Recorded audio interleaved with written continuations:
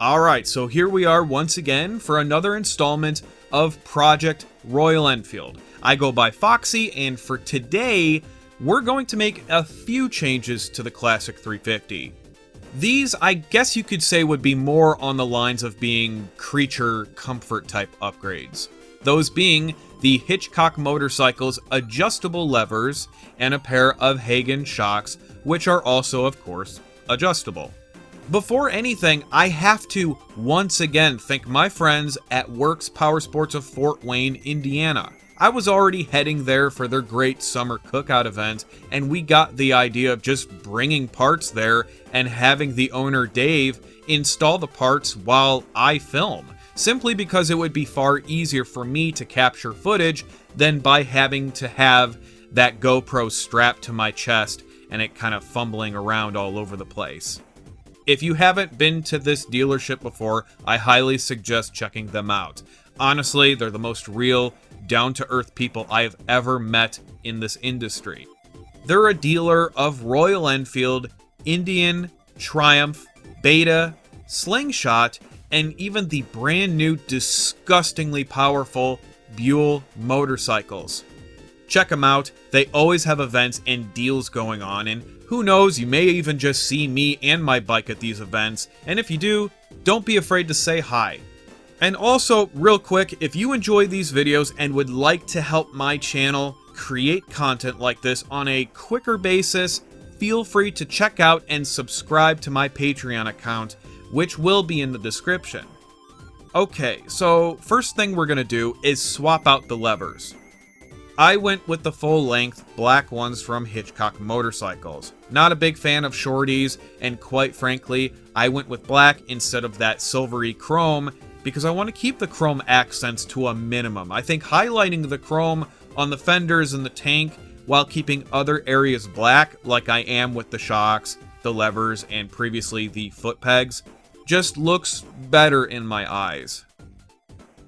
The levers are held together by a smaller hex bolt, which is then held into place by a small nut underneath.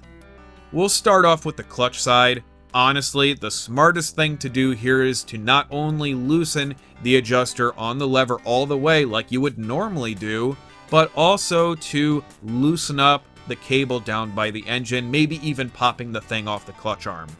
Trust me when I say that it makes life significantly easier than having to muscle the cable onto the new lever and potentially damaging or scratching something. Plus, this gives you a good reason to check and adjust your cable in the event it needed to be fine-tuned anyway, which I'm pretty sure mine did. Once you have the cable attached to the new lever, it's just a matter of putting everything back together and putting that bolt and nut back on the lever and adjusting the clutch appropriately. The brake lever is of course a far easier process. Well, at least it would have been if we didn't run into a silly little quality control issue. So the brass fitting, or whatever it is, where the hex bolt goes through is too small to fit the original bolt. It's off by just enough to be a problem. But thankfully Dave had some drill bits on standby and he was able to shave off just enough to rectify this minor quality control issue. Anyway, so the only thing I'm going to say about the install of the brake lever that even needs to be said is simply be careful. You don't want to manhandle the lever on or off. Doing so might damage the plunger part that engages the front brake as you squeeze that lever.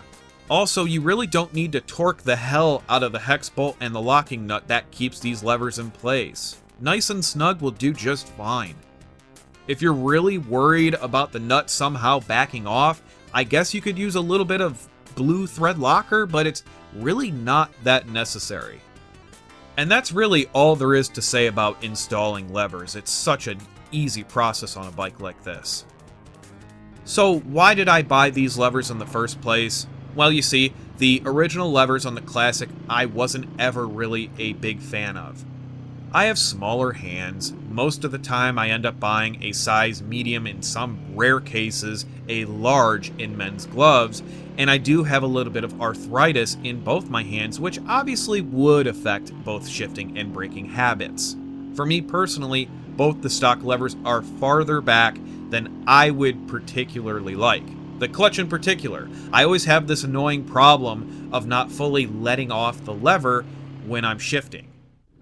Even reviewing the footage, I've somehow just realized that I tend to mostly shift with my last 3 fingers because the arthritis that I have tends to affect both my thumbs and index fingers, which I blame video games for that. No, but in all seriousness, these adjustable levers are so much nicer, and they definitely help rectify that annoying issue that I've been having. Braking and shifting is not only far easier for me, but the whole action is smoother, and of course, far more comfortable for me to do for long periods of time. Now, I've heard this, I guess you could say, myth of people saying that changing out the brake lever for these fancy new ones makes the braking far more responsive for whatever reason they decide to throw out there. And I don't know personally if I agree with that. With the 400-ish miles that I've put on the Classic since the install, I've felt the feedback from the front brake wasn't any different. Maybe slightly better, I guess, but only because I'm able to grab and pull that brake lever easier than I ever could before. But that's not a definitive reason to say that the brakes themselves are stronger. If I'm being blunt, that whole idea is nothing but a placebo. Look, it's not like you're changing out the actual brake pads for something of a higher quality.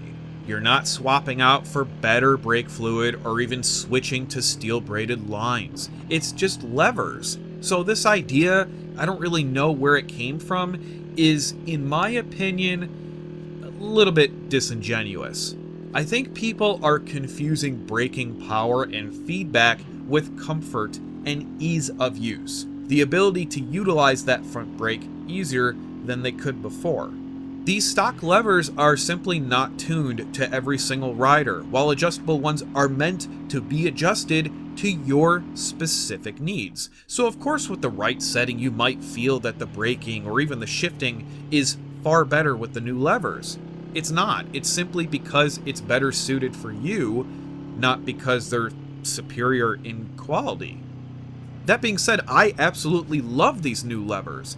They're not really expensive either. They're $50 US, and they've definitely helped me out in more ways than one. Look, if you're happy with the stock levers, then by all means keep them that way. But if you do want adjustable ones that aren't from, say, Amazon or eBay, the Hitchcock ones are pretty damn impressive, even with that minor, annoying quality control issue.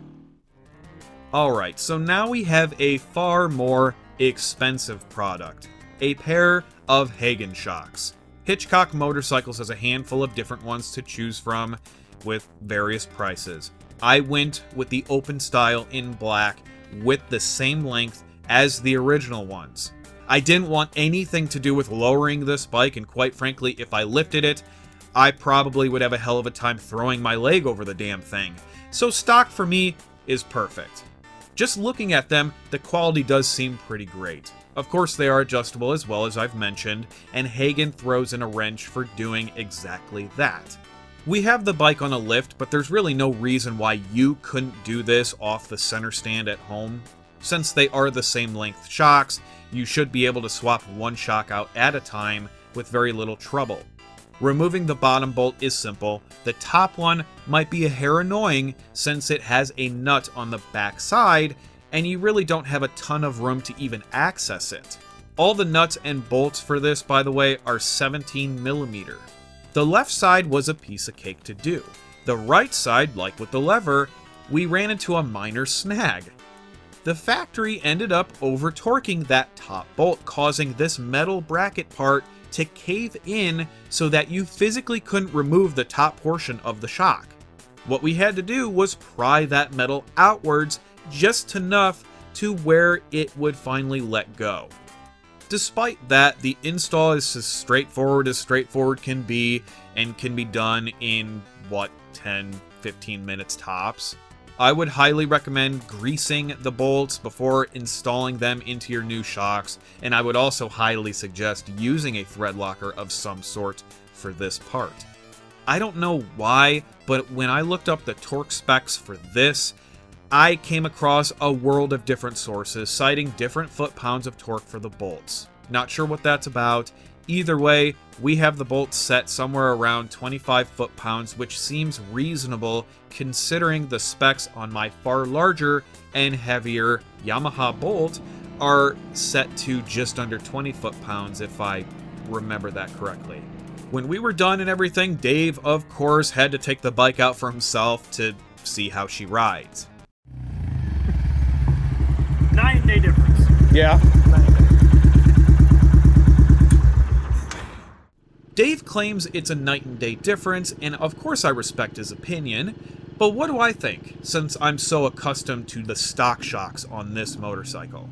Going from the stock shocks to these Hagon ones does make a world of difference, especially if you live in the Midwest like I do and have god-awful roads. These Hagons, honestly, are a wonderful upgrade. However, I'm going to be completely realistic here. If you already have great roads where the pavement is well taken care of with very little amounts of potholes or imperfections, I am not confident whatsoever to say you're going to benefit all that much by upgrading this particular component of the bike. But when you have garbage roads with potholes every 7.5 feet, cracks, and whatever other issues with the roads that you could possibly imagine, these Hagons really do a wonderful job tackling that problem. The Hagons are able to absorb a lot of the impacts and sudden changes in the roads far better than the stock ones ever possibly could, which makes long-term riding far less taxing on your body. When I rode the bike home from WERKS, which mind you is a 2-hour ride, I was completely fine. I didn't find myself adjusting posture or seating position anywhere near when I was riding to WERKS with the stock ones. Basically, to sum this up, if you live in an area with well taken care of roads, you're probably better off saving your money for something else that you're wanting. But for where I live, it is drastically noticeable. Like if you ride a stock bike and then jump on this one with the Hagons, you would be a bold-faced liar if you said that you couldn't tell a difference between the two. And that's really all I have for this installment, everyone. Big thank you again to Dave and the team at WERKS Powersports. Like always, I do have more plans for the motorcycle still, so don't think this series is just stopping from here. Also, because it's been heavily requested since even the very beginning of Project Royal Enfield, I do have a mile per gallon video coming out hopefully within the next month. So many people have been hounding me about this subject, and I wanted to make sure I had enough data to show just how much these mods and upgrades have affected the classic 350's mile per gallon. With that said, my friends, take care of yourselves. I hope to run into some of you fellow Royal Enfield riders at some point, and as always, ride safe out there. Thanks for watching, everyone.